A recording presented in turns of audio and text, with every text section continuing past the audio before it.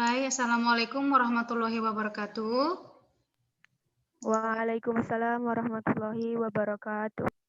Jadi hari ini seperti biasa ya, hari Senin kita akan belajar mata pelajaran PKWU. Kemudian di hari Jumat kita belajar ekonomi. Nah, sekarang kita akan mulai mata pelajaran ekonomi PKWU. Nampak share screen Ibu? Nampak ya? Nampak, Mem. Oke, hari ini kita akan belajar mengenai kemasan makanan awetan hewani, ya kan? Jadi indikator yang harus kalian capai yaitu menganalisis jenis dan kegunaan bahan kemas, menganalisis teknik penyajian dan pengemasan makanan awetan dari bahan pangan hewani. Jadi kemasan itu adalah pengertiannya adalah desain kreatif yang mengaitkan bentuk, struktur, material, warna, citra, tipografi, dan elemen-elemen desain dengan informasi produk agar produk dapat dipasarkan. Jadi sebenarnya kemasan itu udah lumrah kita lihat di dalam kehidupan sehari-hari ya. Kalau kita beli suatu produk, pasti dia dibungkus dengan kemasan. Karena sekurang-kurangnya kemasan yang sederhana gitu ya. Walaupun produknya itu tidak pabrikan, tapi kalau kemasan itu wajib ada. Jadi ini adalah desain kreatif yang menghubungkan elemen-elemen desain dengan informasi produk agar dapat dipasarkan. Kemudian, jadi ini seperti minggu semester lalu juga ya, syarat kemasan ada, cuma nanti ada penambahannya beberapa ya. Jadi syarat kemasan itu yang pertama memiliki daya kemas yang baik untuk memudahkan proses penanganan. Jadi ini syarat kemasan itu harus memudahkan penanganan, distribusi, alokasi, penyimpanan, dan penyusunan produk. Kenapa kita perlukan kemasan? Supaya kita dapat menyimpannya ataupun menyusunnya ataupun mendistribusikannya dengan baik gitu ya. Kalau tidak punya kemasan akan ribet tentunya. Kemudian syarat kemasan yang kedua harus mampu mengamankan produk. Jadi mengamankan produk ini artinya melindungi produk. Dari mana dia melindunginya, Bu? Dari risiko dari luar seperti sinar matahari, kelembapan udara, bau asing, gesekan, benturan, dan kontaminasi mikroorganisme. Nah, jadi kalau beda kalau makanan itu kalau tidak kita kemas, maka kita biarkan dia akan jamuran. Kenapa bisa jamuran, Bu? Karena terkontaminasi dengan mikroorganisme lainnya, mengalami pembusukan gitu misalnya kalau tidak dikemas. Tetapi kalau dikemas, maka dia akan tahan lama gitu ya. Kemudian syarat kemasan yang ketiga itu adalah harus memiliki daya tarik. Memiliki daya tarik sehingga konsumen berkeinginan membeli. Jadi jangan heran kalau produk-produk itu dari tahun ke tahun berubah. Kenapa dia berubah, Bu? Yaitu untuk meningkatkan daya tarik sehingga konsumen mau membeli gitu ya. Kalau kita melihat kemasannya bagus, yang pertama kalau kita cari produk, pasti kita melihat kemasannya dulu. Ini kayaknya menarik gitu ya. Sepertinya enak. Dari bungkusnya sepertinya enak gitu ya. Padahal belum tentu enak ya kan? Karena apa? Karena kemasannya bagus gitu ya.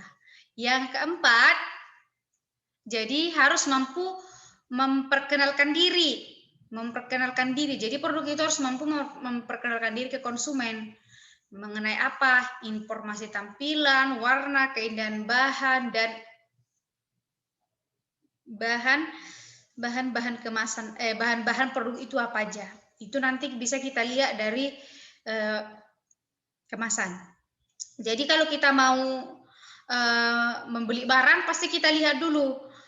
Misal kamu sedang mengalami program kesehatan mengurangi gula, atau mengurangi kalori gitu kan. Pasti pertama kita lihat di kemasannya. Di kemasannya itu berapa kalorikah ini, berapakah gulanya gitu kan. Mengandung pemanis buatan kah, itu bisa kita lihat di kemasan gitu ya.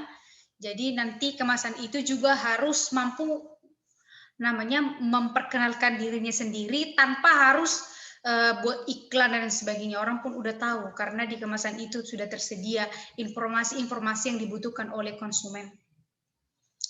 Kemudian persyaratan yang kelima, memiliki persyaratan ekonomi yang berarti kapasitasnya dapat mencukupi keinginan pasar, sasaran masyarakat, dan tujuan pembeli. Jadi kemasan itu harus memiliki persyaratan ekonomi. Jadi kemasan itu juga harus dapat,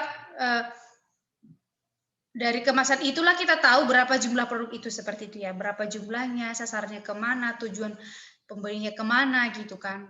Coba kalau kita lihat Pampers gitu kan, kalau kita lihat Pampers berarti tujuannya ibu-ibu dan anak-anak kan, nggak mungkin kita yang udah dewasa gede beli Pampers, itu nggak mungkin. Jadi kita langsung tahu tujuannya kemana. Kemudian syarat kemasan yang keenam, harus memiliki ukuran, bentuk, dan bobot yang sesuai dengan standar yang ada, pola standar yang ada.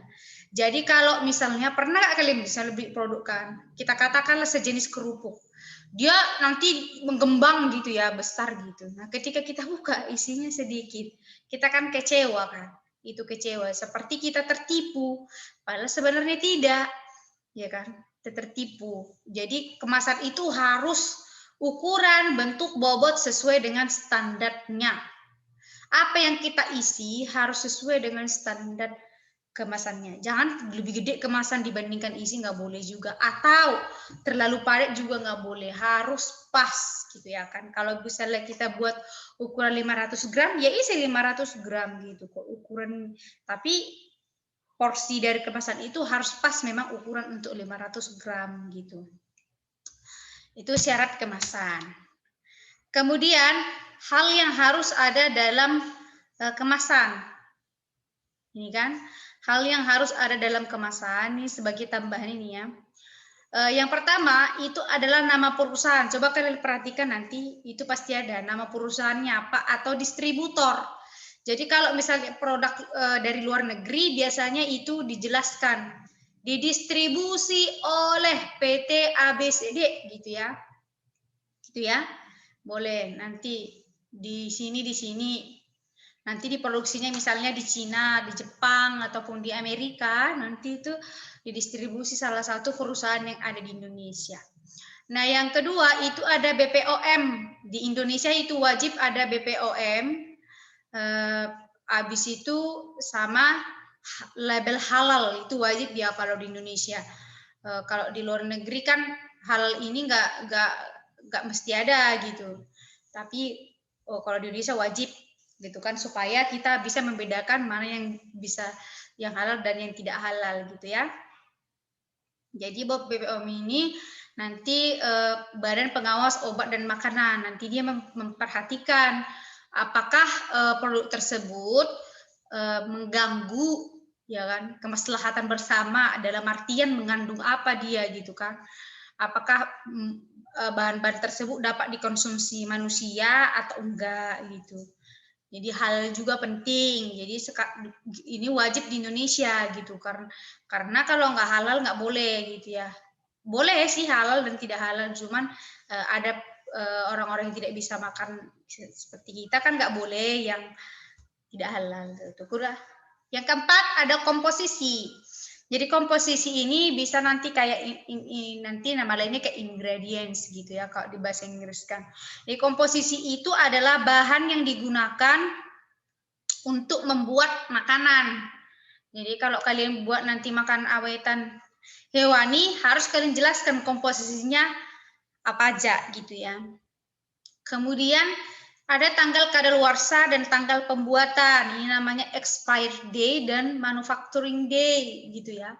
Jadi ada nanti di situ expired di tanggal kadaluarsa. Fungsinya apa? Supaya memberikan informasi ke konsumen bahwa makanan tersebut memiliki waktu tenggang. Jadi kalau lebih dari situ nggak boleh lagi dikonsumsi gitu ya. Sama tanggal pembuatan juga boleh. Tapi tanggal pembuatan ini kalau sudah ada expired-nya nggak usah dibuat tanggal pembuatannya. Kemudian nama produknya apa gitu, harus jelas ya nama produk itu apa gitu. Sama berat bersihnya, berat bersih juga boleh, berat kotor juga boleh. Tapi yang lumrah itu adalah berat bersih. Misalnya kalau cairan dia mililiter, kalau makanan dia gram, miligram gitu ya, berapa dia per kemasan. Jadi ini 7 hal yang harus ada, wajib dalam, minimal yang harus ada dalam kemasan. Gitu ya. Karena standarnya seperti inilah standar yang harus ada dalam kemasan. Kemudian, nah coba perhatikan. Ini adalah contoh kemasan makanan awetan hewani, bakso, ya kan? Mega bakso, ya kan? Ini kan lengkap ini, mulai dari informasi gizi, di komposisi, cara memasak, ya kan? Ini ini label halalnya, ini berat bersihnya, isinya berapa, gitu ya. Nah, ini adalah contoh kemasan kalau kalian buat nanti makanan awetan hewani berupa bakso. Jadi kalau misalnya mau buat yogurt, berarti dia mililiter. Buatnya per cup gitu ya, boleh per cup, per botol kecil juga boleh, terserah gitu ya. Pilihlah yogurt itu. Jadi kalau mau buat kornet, biasanya kemasannya kaleng gitu ya, kaleng. Kalau mau apa namanya, buat mentega, boleh juga di plastik, boleh juga di kaleng, terserah ya. Kalau kemasan mentega pasti udah biasa kalian lihat. Kemudian fungsi kemasan. Fungsinya yang pertama adalah protektif, berarti melindungi produk dari bau yang seperti Ibu bilang. Kemudian fungsi yang kedua adalah fungsi promosional, yaitu mempromosikan diri. Mulai dari mana, Bu? Warna, ukuran, dan penampilan. Ini sangat-sangat mempengaruhi seorang konsumen membeli. Makanya ada desain kreatif yang cocok untuk kemasan. Itu khusus nanti ada orang yang mendesain. Tujuannya yaitu untuk menarik selera konsumen.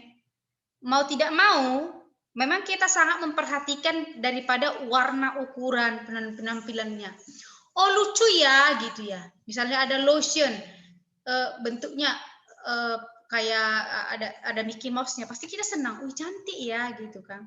Ukurannya juga kecil, misalnya imut, kita pasti beli. Kenapa? Karena itu tadi, desainnya kreatif gitu ya. Baru nanti manfaatnya kita pikirkan belakangan. Makanya orang bilang kalau kita mau beli sesuatu jangan lapar mata, kan selalu bilang gitu, jangan lapar mata. Artinya apa? Konsumen itu memang cenderung membeli yang menarik penglihatan gitu ya, yang menarik penglihatan. Itu yang selalu dibeli oleh konsumen. Kemudian jenis-jenis kemasan, yang pertama ada nanti berdasarkan struktur isi. Kemasan dibagi dengan 3, kemasan primer, sekunder, tersier. Nah, primer itu nanti kemasan yang langsung bersentuhan dengan produk, dengan makanan yang kamu buat. Kita katakanlah susu, itu kan makanan awet, susu sapi gitu yang sudah diawetkan, yang sudah jadi tepung, itu kan nanti ada plastik putihnya itulah yang dikatakan primer. Kenapa? Karena bersentuhan langsung dengan produk. Kemudian kartonnya itu, penutup plastik kan ada karton lagi. Kotaknya itu disebutlah kemasan sekunder. Kenapa? Kemasan kedua setelah primer itu sekunder. Nah, tersier itu box yang gede. Ya kan? Kita susun-susun dari situ susunya kan. Itu namanya adalah kemasan tersier. Kemudian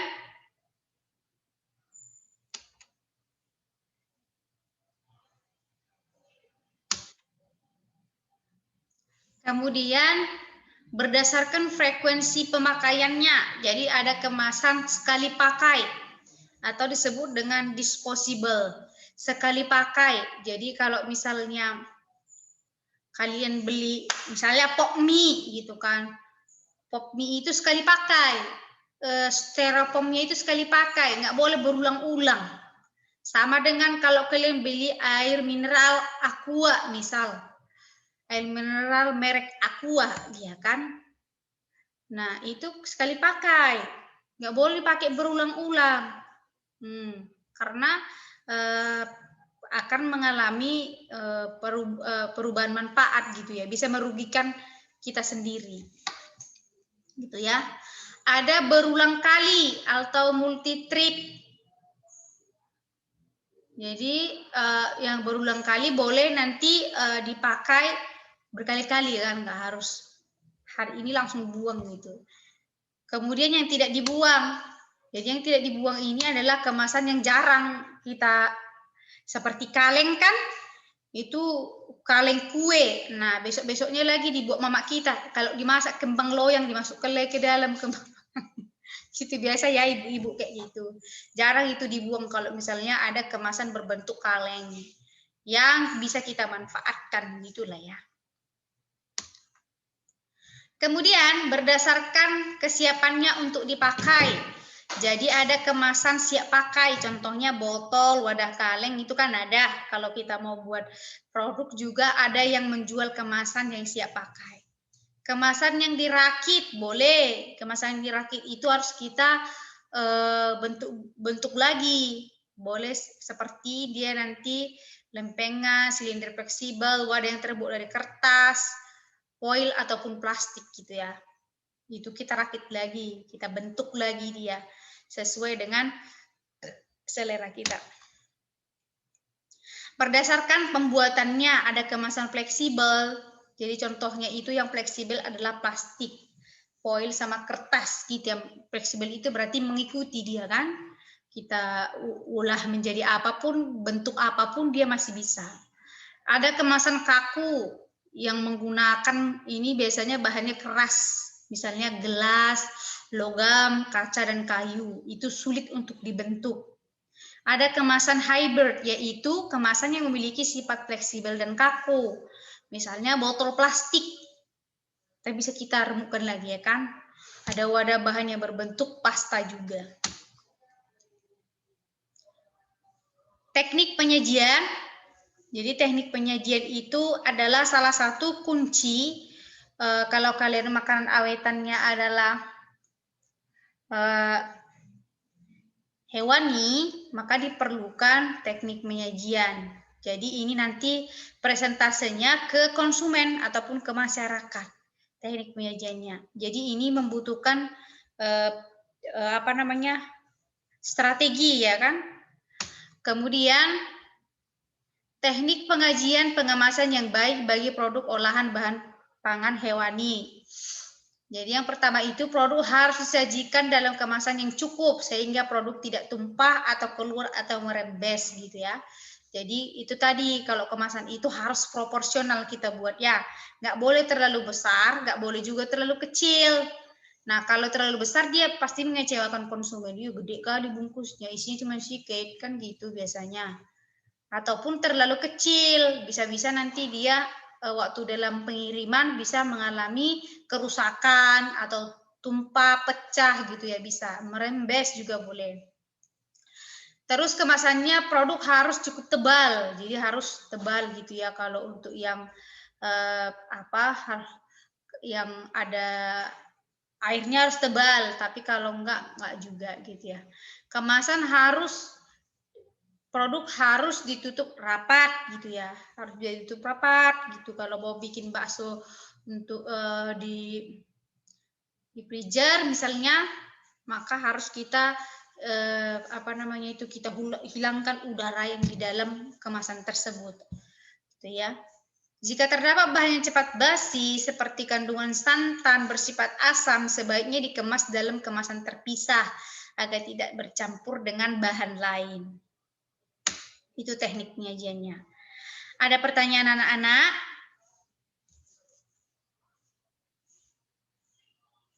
Ada? Atau enggak ada lagi orang? Ya, Mem. Oke. Kalau tidak ada, silahkan nanti dikerjakan psikologinya. Psikologi dia apa? Ada tuh yang WA Ibu. Oh, Ada yang sekali katanya submission-nya nggak bisa lagi, nanti Bu perbaiki ya. Yang sudah mengirimkan perbaikan nilai, sudah Ibu perbaiki nilainya. Tapi yang belum, wassalam. Gitu ya. Oke, kalau tidak ada pertanyaan lagi, maka Ibu akhiri sampai di sini. Karena Pak Reja udah datang juga ya. Nongol dia. Mana ini teh? Tunggu anak-anak. Kayak gini lah. Oke, Ibu akhir sampai di sini. Assalamualaikum warahmatullahi wabarakatuh. Waalaikumsalam warahmatullahi wabarakatuh. Stop screen.